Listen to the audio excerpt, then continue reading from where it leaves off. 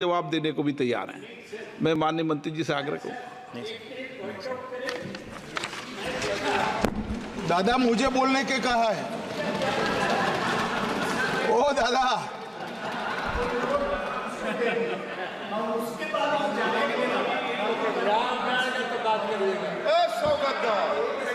स्वागत बैठ जाइए, प्लीज बैठ जाइए। माननीय गृह मंत्री प्लीज प्लीज प्लीज। मैंने उनको हिंदी में बोलने के लिए कहा दादा, प्लीज प्लीज, और कुछ नहीं कहा है। Please please please please.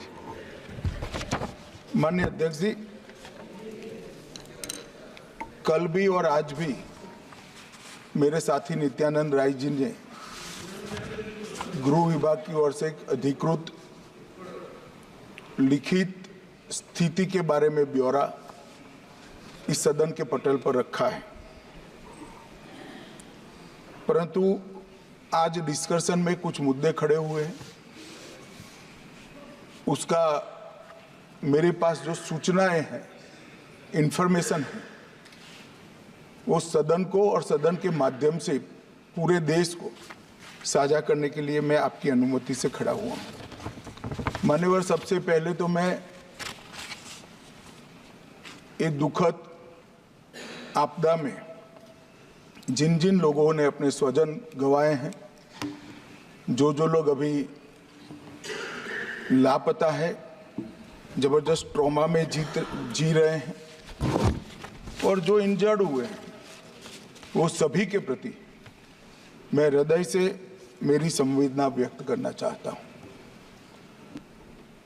अध्यक्ष महोदय, एक बात मैं सबसे पहले स्पष्ट कर देना चाहता हूं कि आपदा के इस समय में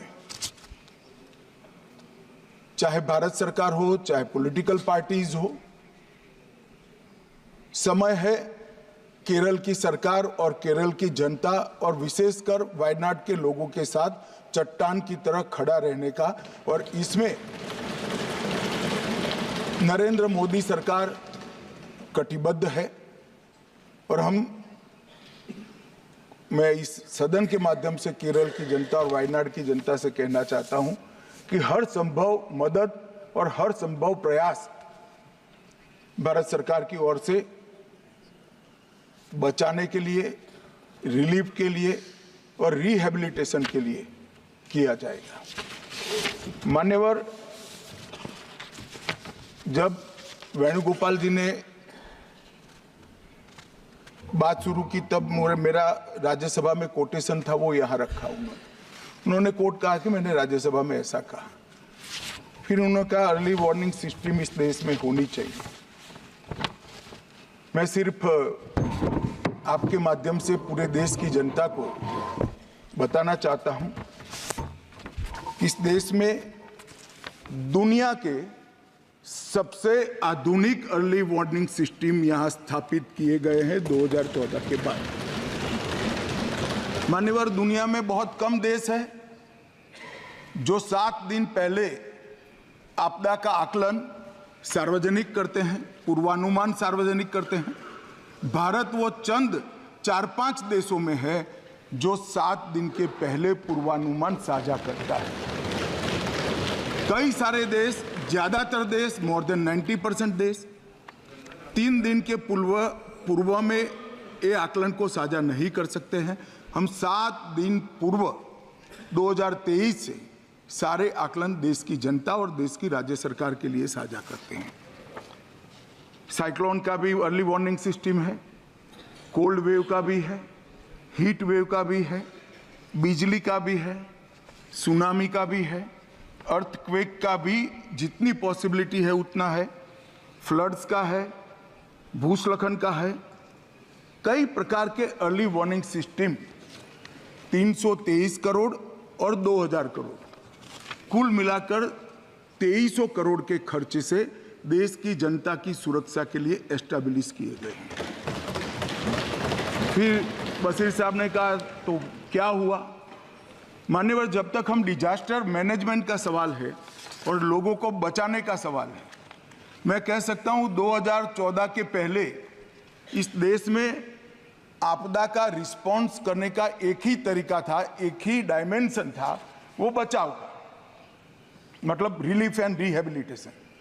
आपदा आने के बाद सबको मदद करो और पुनर्वसन करो। नरेंद्र मोदी आने के बाद, देश के प्रधानमंत्री बनने के बाद, इसमें बचाव का एंगल हुआ कि एडवांस में ही तैयारी ऐसे करो कि जिससे किसी की जान न जाए और जीरो कैजुअलिटी अप्रोच। मानवर पर्टिकुलर एक किस्से में हमने हर बृहस्पतिवार को हम अगले पखवाड़े का जो पॉसिबल, वो इतना सटीक नहीं होता है मगर पूर्वानुमान देते हैं।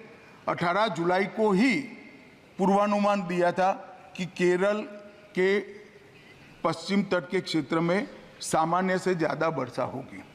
फिर 25 जुलाई को उसको स्पेसिफिक कर भारी वर्षा होगी, बहुत भारी वर्षा होगी ये कहा। और फिर 23 जुलाई को अति भारी वर्षा होगी, 20 mm से ज़्यादा वर्षा होगी ये भी कहा, और इससे भी ज़्यादा हो सकती है। 23 तारीख को ही एडवांस में क्या किया पूछा गया सदस्यों द्वारा। 23 तारीख को ही हमने 8 NDRF के पूरे दल वहां पर भेज दिए गए। मान्यवर, क्योंकि हमें मालूम था कि 23 तारीख को 30 तारीख के आसपास भूस्खलन होगा या बाढ़ आएगी या बारिश ज़्यादा होगी तो ज़रूरत पड़ सकती है। अब डिजास्टर मैनेजमेंट का हमारे संविधान की स्कीम के तहत 2 हिस्सों में जिम्मेदारी आती है। एक, दुनिया भर की टेक्नोलॉजी को भारत के लोगों के लिए यहाँ लाना, टेक्नोलॉजी का उपयोग करना, टेक्नोलॉजी से सर्जित पूर्वानुमानों का विश्लेषण करना और विश्लेषण कर राज्य सरकारों को और देश की जनता को अलर्ट करना। दूसरा, ये फेडरल स्ट्रक्चर है, राज्य की जिम्मेदारी है कि केंद्र सरकार जो सूचनाएं भेजता है इसके अनुरूप लोगों को समय से पहले ही, आपदा आने के पहले ही वहां से हटाना, उनको सुरक्षित जगह पे ले जाना। और मान्यवर, मैं कई राज्यों ने ऐसा सफलतापूर्वक करा है। एक जमाने में 2000 के जमाने में केरल में साइक्लोन आया, करीब करीब 10,000 लोग मारे गए थे। परंतु अभी अभी केरल में साइक्लोन आया, सिर्फ एक जान गई क्योंकि 7 दिन पहले सूचना दी गई थी और पूरा इवैक्यूएशन कर लिया गया था, इसलिए सिर्फ एक जान। और गुजरात में भी साइक्लोन आया, गुजरात में भी 7 दिन पहले सूचना पहुंच गई थी, पूरा एक इवैक्यूएशन हो गया। मैं गर्व के साथ कहता हूं, एक भी जान नहीं गई, एक भी पशु भी नहीं मरा है, क्योंकि संपूर्णतः 7 दिन बहुत बड़ा समय होता है। राज्य प्रशासन की जिम्मेदारी है किसको उठाए। मैं कोई किसी पे दोष मढ़ना नहीं चाहता, मैं ये प्रश्न खड़े कर रहे हैं और उनको ऐसा है कि केंद्र सरकार को घेर रहेंगे, इसलिए मैं थोड़ी स्पष्टता कर रहा हूं मान्यवर। और यहां पर कई रिपोर्टों में, अब माननीय हमारे सदस्य के लिए, बेंगलुरु MP के लिए बहुत बड़ा आक्रोश दे दिया कर दिया गया, मगर ये वास्तविकता है कि IIT दिल्ली का इसी साइट के लिए रिपोर्ट दिया गया है कि यहाँ से जो अनधिकृत लोग रहते हैं उनको किसी भी स्कीम के तहत हटाए जाए। इसके बाद 2020 में भी रिपोर्ट दी गई कि इन लोगों को हटाना चाहिए। ये ज्यादा संभावना वाला बाढ़ की और भूस्खलन की ज्यादा संभावना, मगर नहीं हुआ। और 4000 परिवारों को हटाना चाहिए, वो भी इंगित किया गया कि कौन से 4000 परिवारों को कौन सी जगह से हटाना चाहिए। और मान्यवर, मुझे बोलते हुए बड़ा दुख हो रहा है, यही जो दुर्भाग्यवासी लोग हैं जिनके लिए पहले से सूचना 6 साल पहले दी गई है कि इनको हटा लीजिए वरना ये रिस्क में है। अब नहीं हटाया गया, मगर फिर भी जैसे ही सूचना आई, NDRF राज्य में जा सकती है। NDRF को लगाने का काम कलेक्टर के ऑर्डर से ही होता है। जैसे ही कलेक्टर ने सुबह 4 बजे हमें ग्रीन सिग्नल दिया, हम पहुंचे, लोगों को बचाया। सेना पहुंची, इंडियन एयरफोर्स पहुंचा, हेलीकॉप्टर पहुंचा, हमारी CISF की टुकड़ी एक वहां थी, वहां पहुंचा। सेना ने तत्काल एक कच्चा ब्रिज बनाया, उस पर से 1000 लोगों को बाहर निकाला और सैकड़ों लोगों को बचाने का भी काम हुआ है। मगर कुछ दुर्भाग्यशाली लोग थे जिनको हम नहीं बचा पाए। इसका हम सबको नुकसान, हम सबको दर्द भी है, दुख भी है और नुकसान हमें झेलना पड़ा है, उनके परिवारों को भी झेलना पड़ा है। मान्यवर, मेरा एक ही अनुरोध है कि डिजास्टर मैनेजमेंट के मामले में सभी राज्य सरकारें जितनी भी योजनाएं 2014 के बाद बनी है, एक मैं बिल भी लेकर आने वाला हूं, इसी सत्र में लेकर आने वाला हूं, इसमें डिटेल में बताऊंगा। कृपया आप इसका अभ्यास करिए।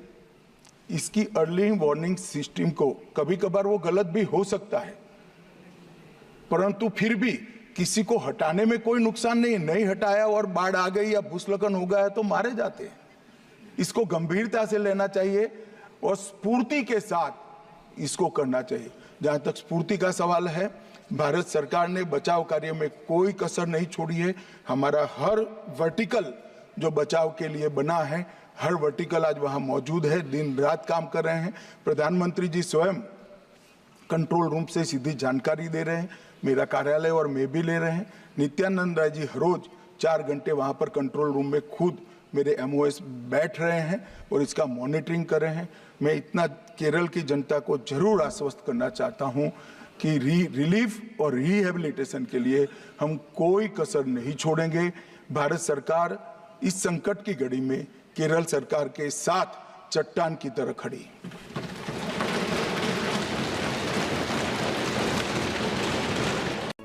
If you like this video, then like, share and subscribe to ET Now.